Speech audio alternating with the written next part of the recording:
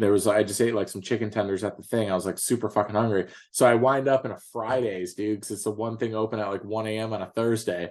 And like I'm in a Fridays like around the corner from my house. I'm like eating dinner at like midnight, 1 o'clock in the morning. And then all of a sudden I've just been like, I don't know, it's just been not great. So shit, you got me. I don't know if that's irony or satire. I think we're primed and ready. Libby, go ahead and bring us in. No, that's a cold open. That's cold open.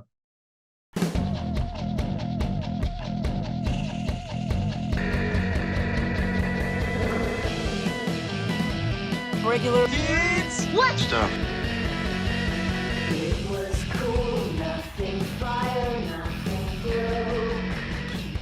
Welcome to a special episode of Regular Dudes Watch Stuff. I'm one of your hosts, a regular dude, Jamie G. Esquire, the fifth.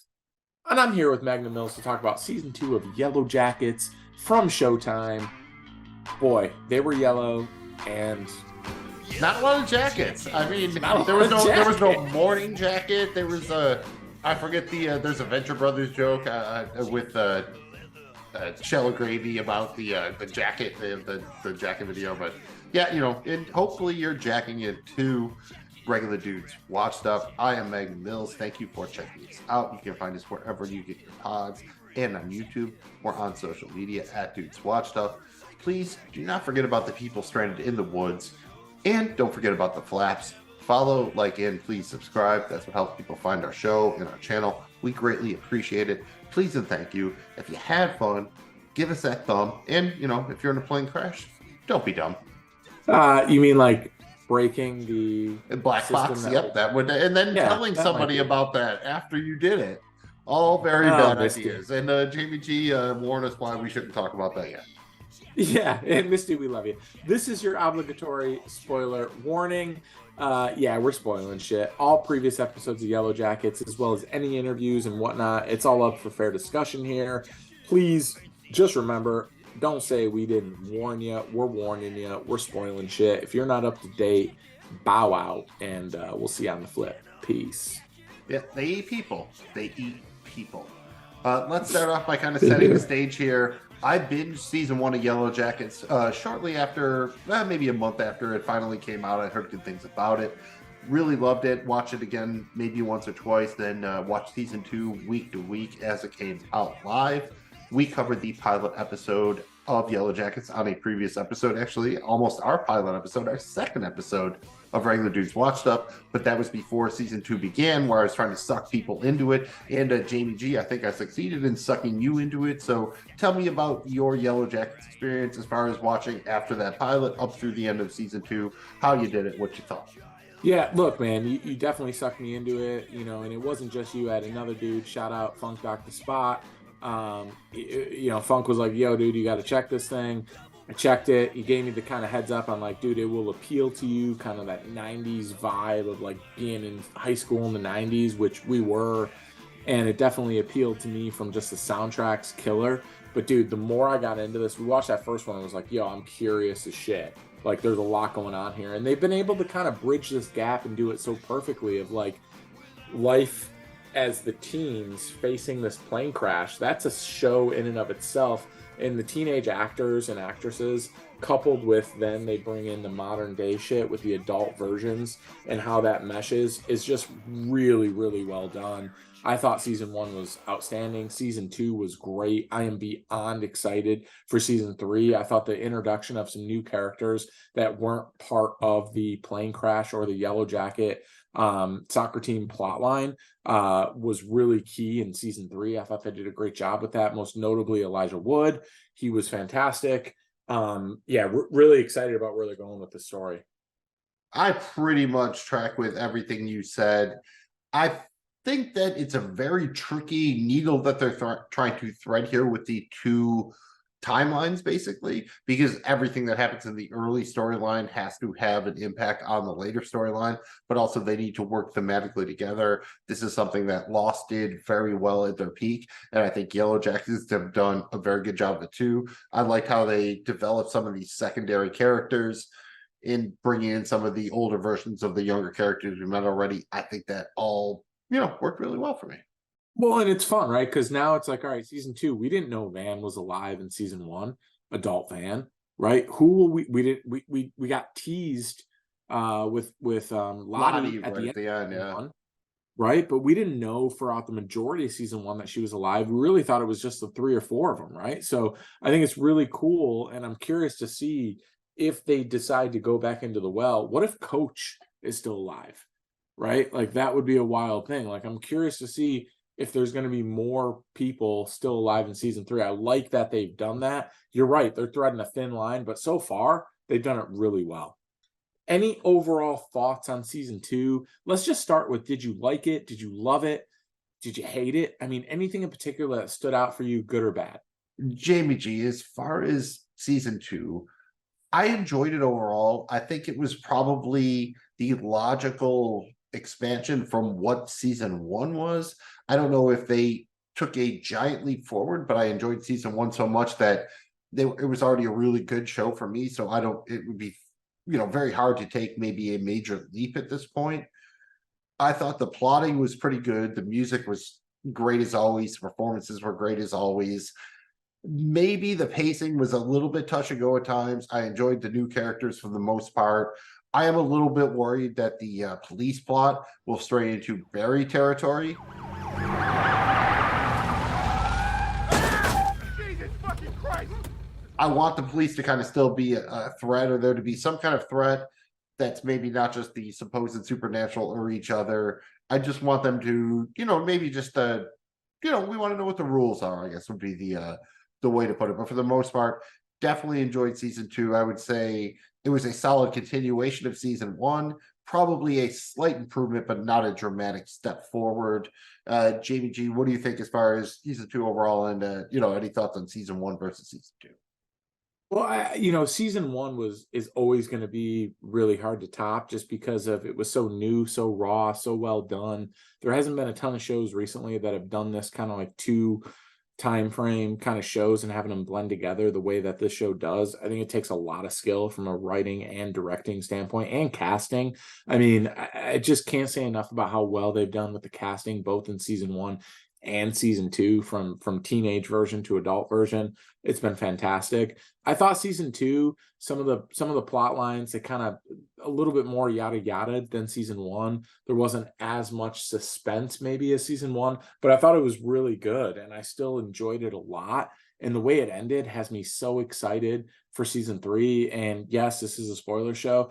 I'm not gonna lie, man. I shed a tear a little bit when Natalie died at the end. Like, I love Natalie. Like, teenage Natalie is fucking awesome, and adult Natalie was played so well. Like, she absolutely crushes. That was an epic way to kind of end the season. I'm so excited. Yeah, there were some plot holes and you can dig in and kind of nitpick things, but overall I think this is a really good show.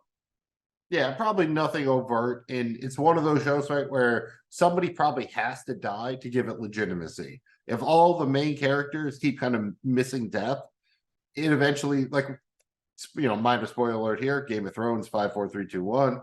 But one of the problems with Game of Thrones is it was initially a show that established anybody could die. And then by the time you hit about like season 5 or 6, you kind of knew like no one would die anymore. It was just like No one could die. Some Whoever wily could die, Roadrunner, could Wily die. Coyote kind of shit. It was ridiculous. It'd be one thing if that's how the show was the whole time, but they had set up that people could die. I think to make this show really land, the threat has to come true at some point, and they do a good job with that. You lose Juliette Lewis, one of maybe the biggest actress on the show when it began, at least pretty close to the top. So that's a big deal. And shout out, yeah, you're right. The young version of her is absolutely outstanding.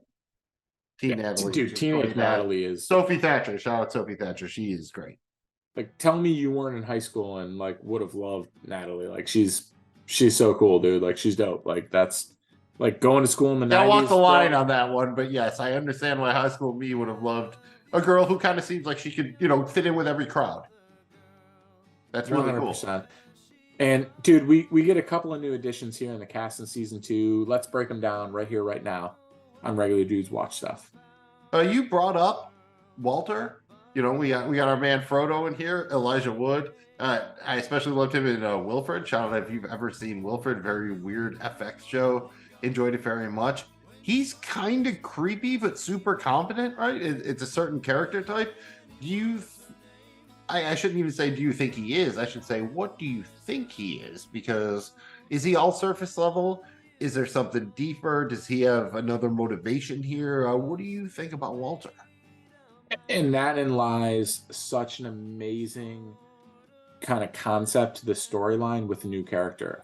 It's so hard to introduce a new character and have this much question around him, and I applaud the show for doing it. And I think just the way the Elijah Wood is throughout this entire season, like when he's trying to like interrogate, you know, the buddy of the husband of Shannon or whatever, and then he's kind of like at the end you see him like kind of like legit like manipulating police officers and like hiding evidence. He kills a police officer without hesitation. It's pretty wild, dude, to see his advance, but he does it all in the same, and they make him so soft with the classical show tunes and shit like that. Like, I don't know, dude, but I really like it. I think it took this show, it needed it, and a show that has so much. They kind of ran its course with a lot of the shit with, like, let's just say the wife and the family of Taissa. We thought that was going to be a big thing in season 1. It kind of faded in season 2 with the son and the wife. I think that a show that had so much going on, they needed to be really smart about who they chose to be involved as a character and what it could do, and they nailed it here, didn't they? Yeah, I think they did. And I agree. I think Walter is going to play a fairly big role going forward. Kind of you started talking about Taissa there, and that kind of leads into our introduction of adult Van. When Taissa's like other personality, we don't, is she, we don't have a good nickname for her. Other Taissa, Night Tie, I guess. I don't know. But she kind of gets her hitchhiking out there and she meets adult Van, I believe, played by Laura Ambrose. What did you think about both the introduction of adult Van and then finding out ultimately that she's apparently dying of cancer? She at least says she is. Whoever's doing the casting for this show deserves some sort of award, like the good star, like whatever, an award, like an actual award, like an Emmy. Yes. But like the casting in this show is unbelievable. As soon as I saw her, I was like, oh, that's Van, 100%. I thought it was awesome the way they introduced her. There was some plot holes with Taissa kind of going there, like, because they do this whole thing with Taissa where we're hitting a peak with her visions and her kind of other personality, and then they get in a car accident. The wife's like on her deathbed, the kid's like by himself, and then nothing. She just bounces for days. Like, and she was just elected a state senator. And she was just elected state senator. Like, a lot of plot holes with this, but I like that it led to Van. I thought Van was awesome, and I think that they found something here where they can do this once a season maybe and introduce a new character, and I think that's really cool. And they can tease it by the teenage year plot line and then introduce the adult. I think that's awesome, and I'm really looking forward to see if they do that in season 3. Yeah, there's again shades of Lost here in ways that they did that. I like the way that they presented Van, the scars, the whole like VHS, DVD, like old school store, the idea that she's kind of stuck back in that time, maybe before they went, or maybe she's fixated on what they missed in the rest of their youth or something like that. I'm very curious as to where they go with this, but again, shout out Lauren Ambrose. I thought it was all very interesting. The other main addition I think we get here in as adult is the adult Lottie. We get her teased, like you said, at the end of season 1. We find her here in season 2, and she's on some level legitimately either crazy or seeing things, right? She imagines an entire therapist, and you get the idea that she's been going to this therapist for a while. So she's been having regular meetings with an imaginary part of her or a different personality of her or whatever, and she is more or less a cult leader here. It doesn't seem like she is a drink Kool-Aid and die type of super evil cult leader, but it doesn't seem that she's, entirely altruistic either. What do you think about adult Lottie, man? At the end of the day, do you think she had anything to do with Travis's death, or was that just, kind of a byproduct of her guilt? I think she did without knowing, but she's led on by her own insanity.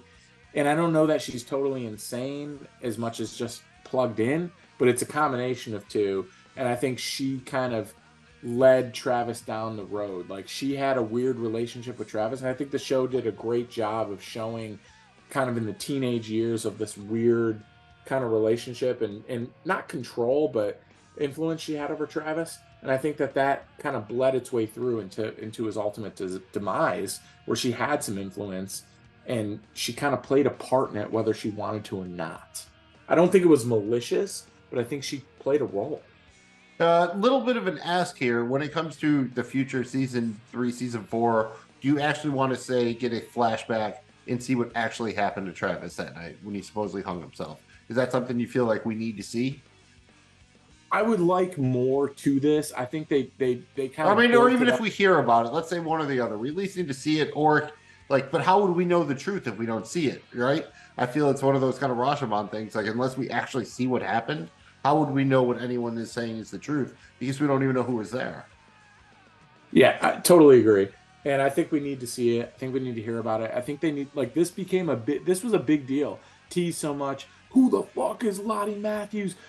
The whole bank account thing. Now that Natalie's dead, like, I don't want this storyline to die. I want them to figure out kind of like what happened here. Was it just Travis in his own mind finally, kind of succumbing to everything that was in his mind, or was it something more? Because it made it seem like it was something more. I wanted to deliver on that plot line.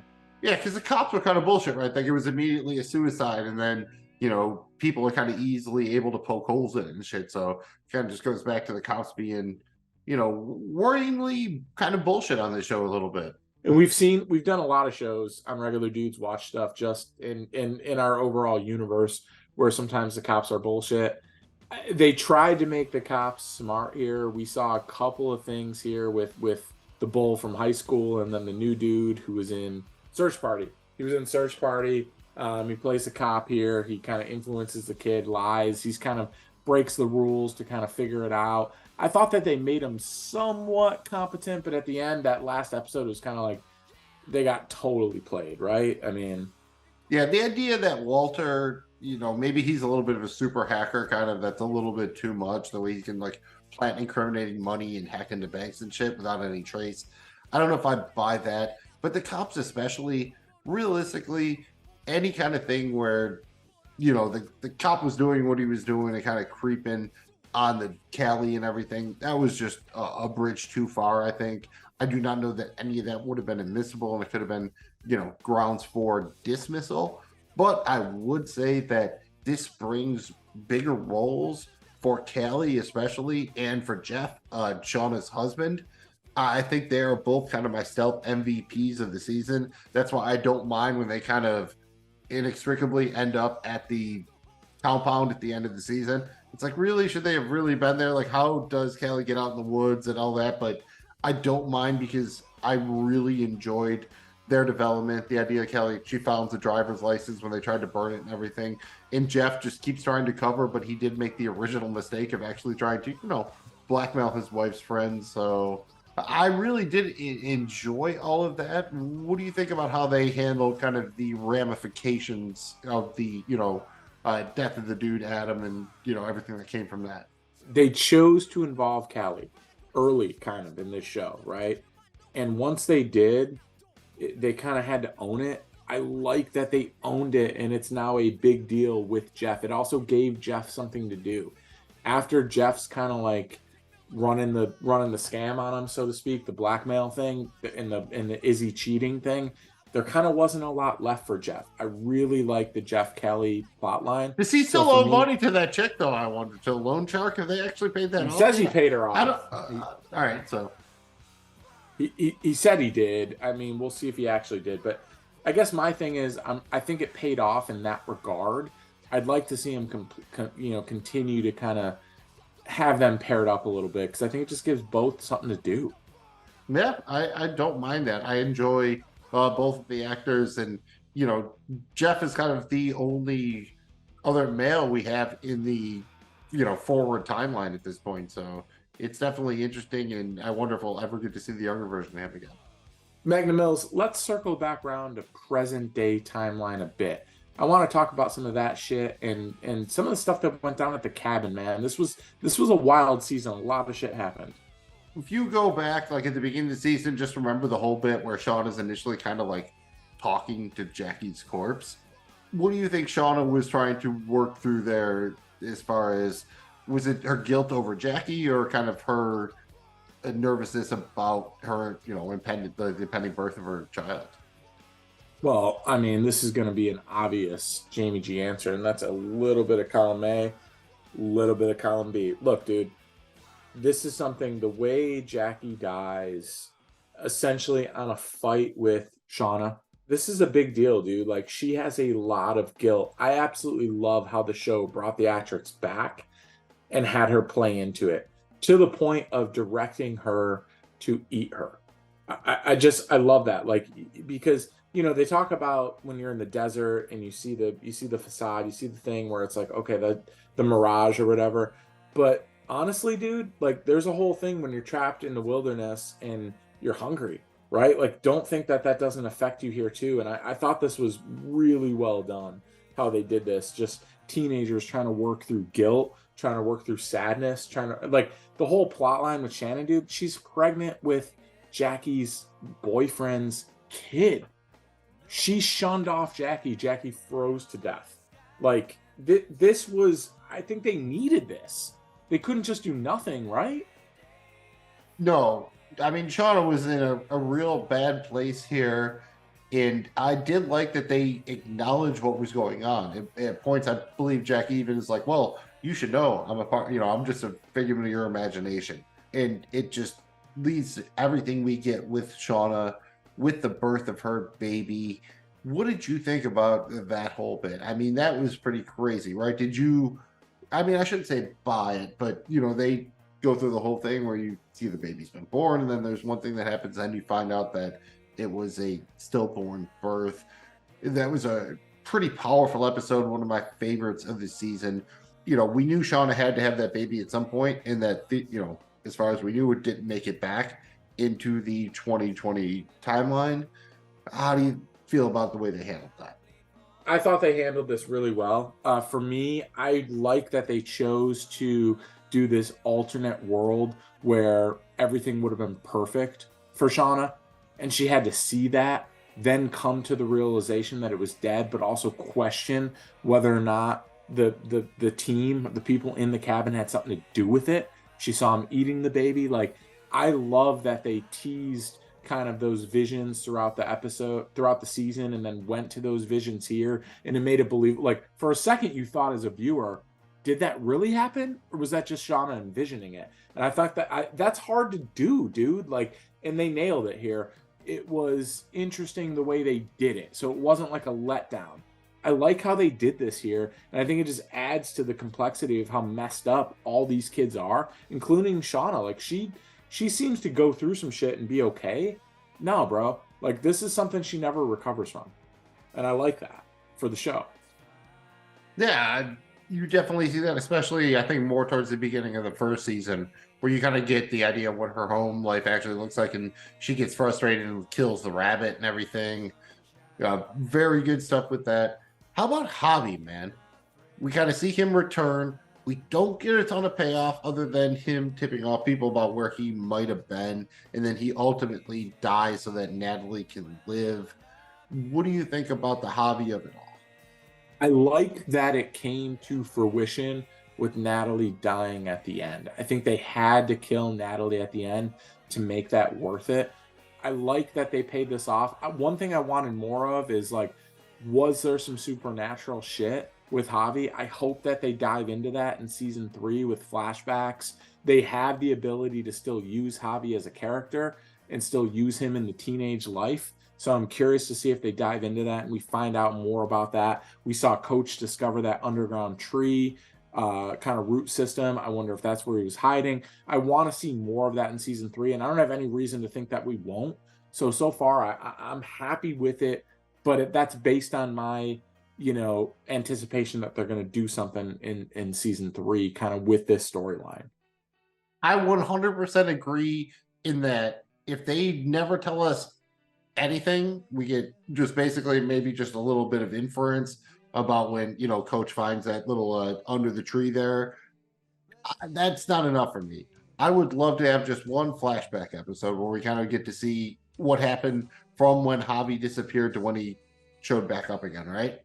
Like, I would be cool even if that's the entire episode for the most part. And it's, one of those deals. We've seen shows do that, right? Where they go and they kind of give us this whole backstory of a character and it's mostly them for the entire episode. I would be totally cool with getting a Javi episode that does that, either season 3, season 4, 5, whatever. I don't think it'll run past that, but somewhere in there, I'd like to get that. Agreed. And what do you think about Misty telling Crystal about her destroying the black box and then killing her after, but then we never find her body? We never see her body when they go back. Could she still be out there? What do you think's going on? And what does that mean that Misty told her, but obviously no one else still seems to know that? Well, I'll tell you one thing, dude. I really like what this did for the development of Misty's character. I think they basically pot committed to Misty being a big character, both in adult and in teenage years. And I think this helps kind of that development. So she tells somebody who she thinks is her best friend. And this shows you how desperate she is as an adult for a best friend. Everything she does is because she wants Natalie and Shauna and Taissa to be her best friends, right? And she does crazy shit. Well, now enters Walter. And because of that situation with Misty, with her desire to kind of have that best friend, that partner, it opens up the world for her and Walter in terms of what they do with that. And I think this made that so at the teenage level. And that's what's so cool about this. And I think her killing it, that helps explain kind of her handling of the reporter and how she did that. I really think this was important for the development of character of Misty. And I think when they did this, that told me as a viewer, hey, Misty's going to be around for a minute here, both from an adult standpoint and a teenage standpoint. Yeah, I totally agree. I also think it's probably part of the reason she's afraid to open herself up to Walter, right?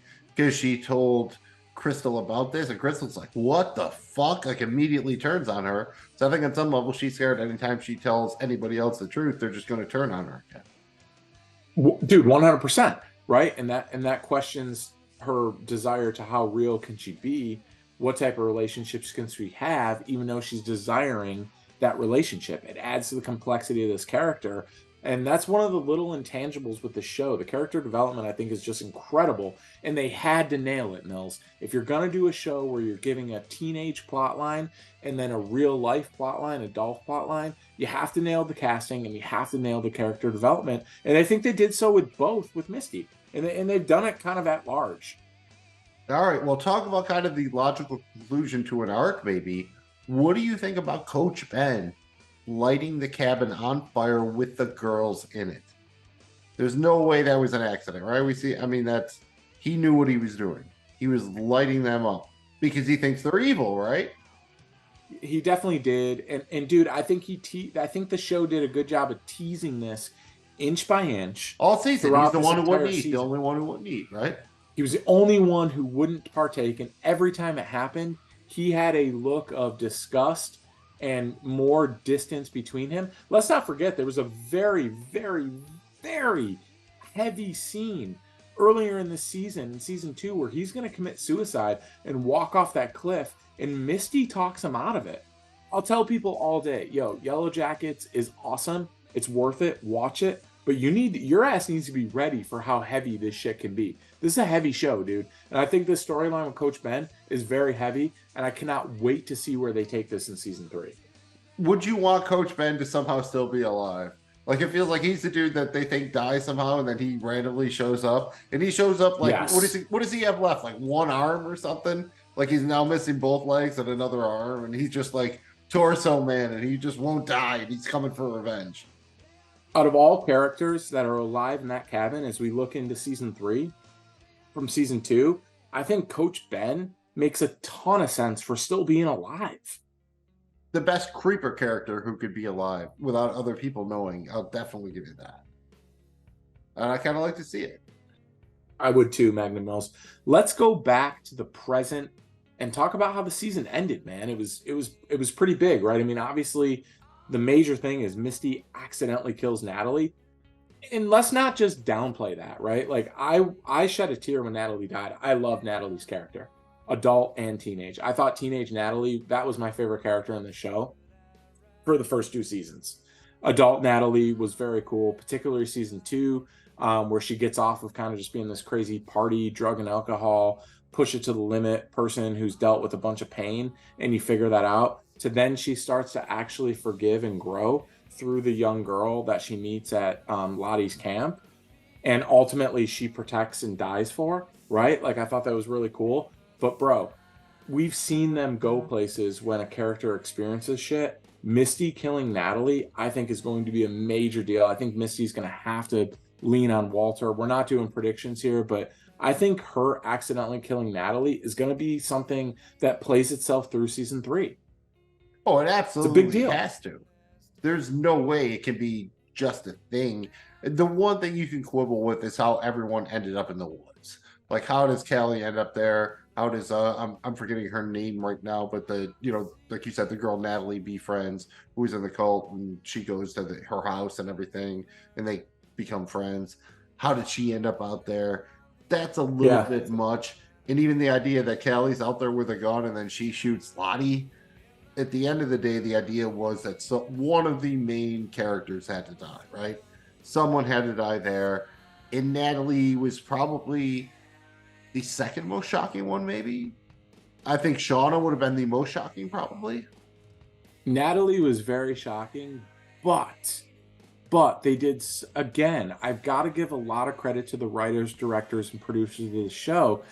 You saw it in the flashbacks of Lottie. They used Lottie's kind of insanity to promote this plot line. And when it comes full fruition at the end, and the way they did it with the montage, the perfect needle drops on the soundtrack, this was the most powerful death that I've seen in a long time. It was really profound, and it was moving. And the way they timed it out, and then they showed kind of Natalie on the plane. This wasn't just a death scene, bro. Like, this was an epic death scene. Like, this was something special, man. I don't think it gets enough credit, man. Like, and I love the way they teased it early on. Imagine being 16 in that cabin, hungry, on this plane crash, and you're drawing cards to see who's the one that's going to die and feed everyone. That's powerful. And the fact that that came back around, just outstanding writing, Magnum Mills. Yeah, I really don't. Man, it's just, you hate to lose adult Natalie, right? It hurt a little 100%, bro. I love Natalie. You know, it would have been the easier move for them to, you know, take Lottie out. Obviously, Van would have been easier because, you know, we've heard she has cancer. So I give the show credit for doing the hard thing, taking out a character we like, you know, and a character played by one of the bigger names on the show. I'm excited for it. It leads me to believe that the show is going to do what they think is best for the story at the end of the day.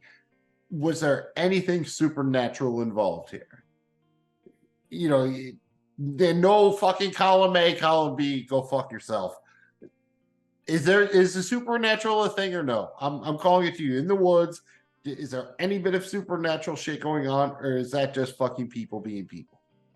I'm going to say, yes, there is. And again, this show has done such a great job of balancing this just enough to make you think supernatural, but not leaning into it over heavily. Like, they've done such a great job with the writing where it's like, okay, that could just work itself out. It's like me at the poker table. Is it just bad beats, or is it something supernatural? Right? They've done such a good enough job to where you actually think, man, there is something supernatural here, but it's not overwhelming. And that's so hard to do. It sounds easy, but as somebody who's tried to write shows, write movies, write screenplays, it is very hard to do, to balance that line. But the answer is yes, Magnum Mills. There is something supernatural. Fair enough. That's why I got to play them quates, man. Those Queen 8s that go all the way. The full gotta play Queen gut 8 shot, dude. Full gut shot. And if this is the end of the Adam Martin storyline and the police are kind of like a non-factor from here on out, are you okay with that? Do they have enough other shit going on that you don't want to deal with a competent police department? Or do you think that should always be a threat hanging over their heads? I think Adam Martin's done, but I think the police remains because of the whole Walter thing. So I think they just kind of basically morph. They kind of kick the can down the road here a little bit to create some drama. And I think that's from Adam Martin into now the police with Walter. I think that's probably where they'll take it. It's just kind of an extenuation of like the similar type of storyline. That's my best guess. I would like the police to be semi-competent. I just rather them not show them all the time, if that's the case. If they're going to keep showing them and just, make them always kind of failing in the end, I would prefer just then don't do it. You know what I mean?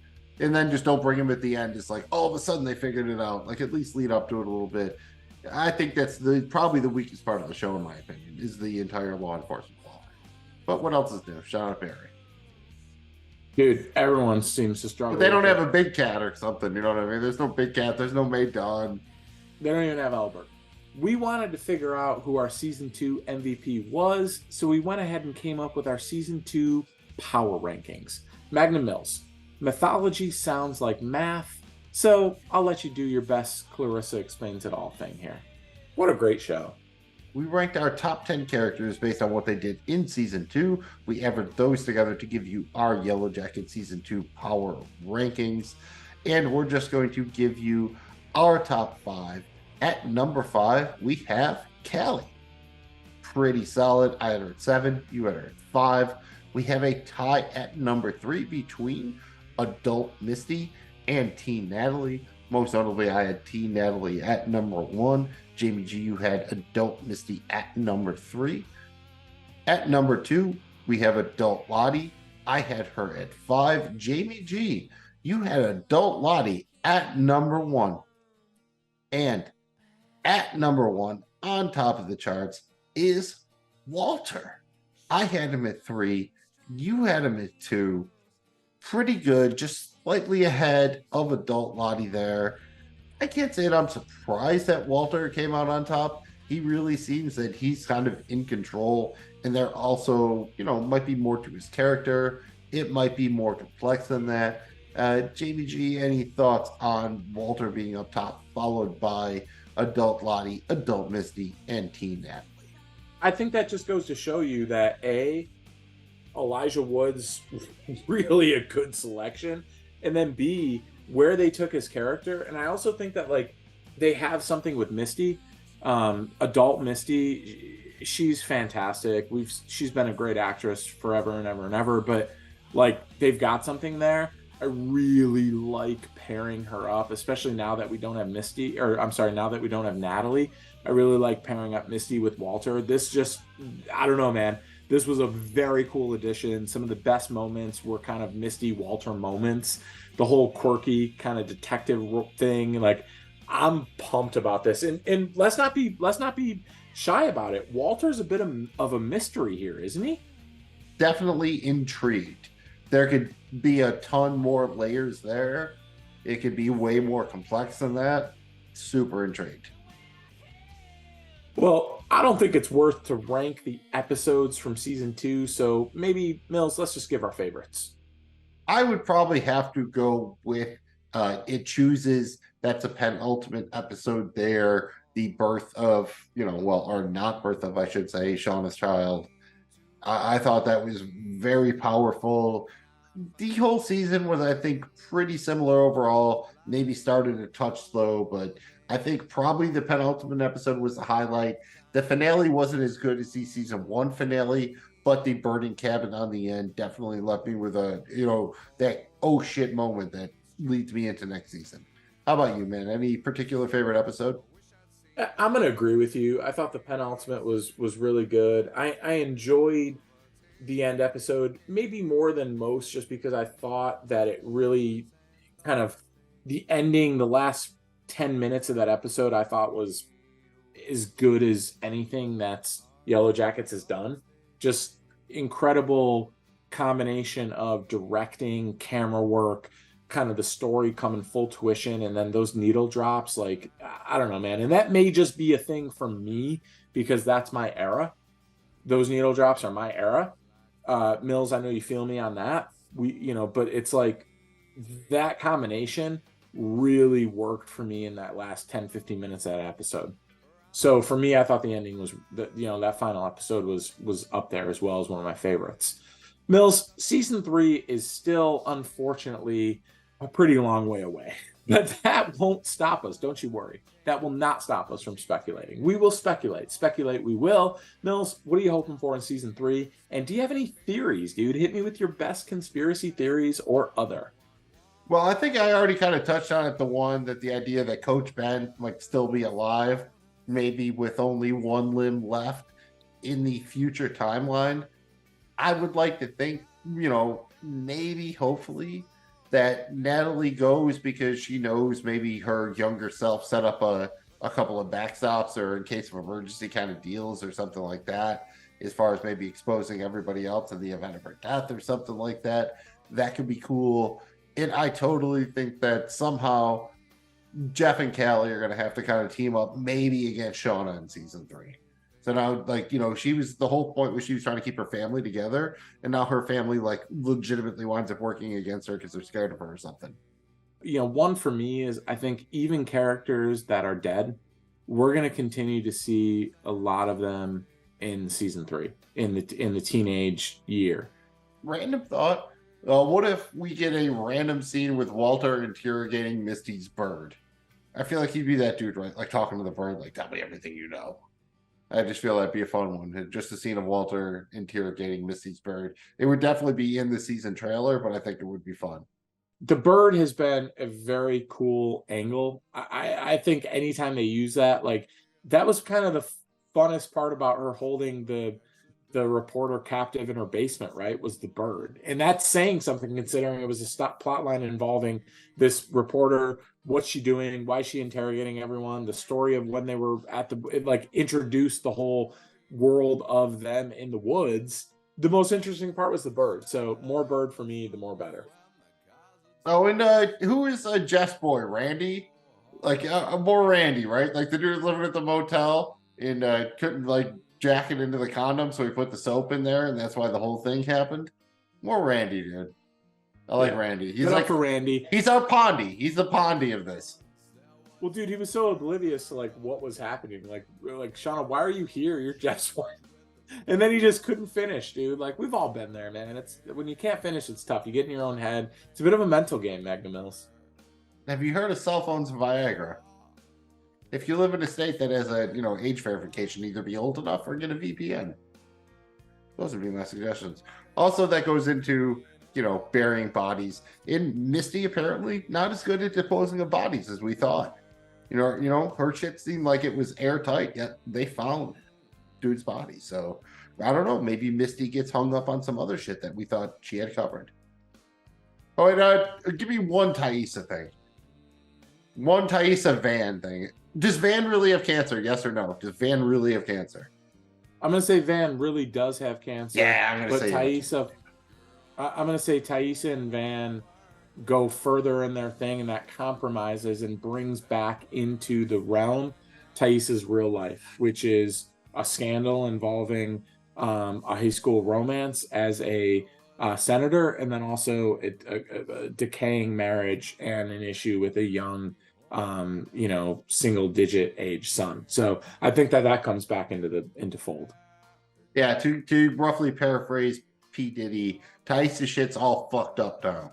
It's all fucked up now. And she really needs to get a handle on that shit and somehow handle, I'm just gonna call her the night man. I know her, she's not a man or whatever, but just doing a Sunny thing because she has the night person, the night woman. Night man sounds better, but just she needs to figure out what the hell is going on with her alter ego, other persona, her darkness, whatever the fuck it is. And hopefully in season 3 we get some progress on that, because really they kind of just noped out of that in season 2. She had a little peek and she's like, yeah, we're not going to deal with that anymore. So hopefully in season 3, they actually circle back around to deal with that. I think they basically have to. Some things they could delay. I think that one is something they can't edge on. I totally agree. And thank you guys for checking out this episode of Regular Dudes Watch Stuff. We're regular dudes, and we appreciate you watching stuff with us. Find us wherever you get your podcasts. On YouTube, we're there as well. You can find us multiple places. We're on social media. We're simply at Dudes Watch Stuff. Hit us up. Let us know what you thought about Yellowjackets. Let us know anything else that you're watching. We're just regular dudes. We want to talk about watching stuff. Mills? Yeah, I mean, really, if we had an actual place of experience to come from, we'd either have to be time travelers or have been trapped in the woods after a plane crash. Thankfully, none of those things are true. At this point, the plan is that we're going to do episodic coverage of season 3 of Yellowjackets when it comes out. We do not have a good name yet. We need a clever one. If you have a good one for us, you can let us know on the social medias. And the easiest way to let us know that you want us to do this is to not forget the flaps. Follow, like, and please subscribe. Helps us know that you like this, helps other people find it, and hopefully helps us get inspired to find a good name for whatever the hell we want to call our Yellowjackets coverage next year. We're excited about it. Either way, if you had fun, give us that thumb. I'm Magnum Mills. He's Jamie G. And thank you for checking out Us Regular Dudes.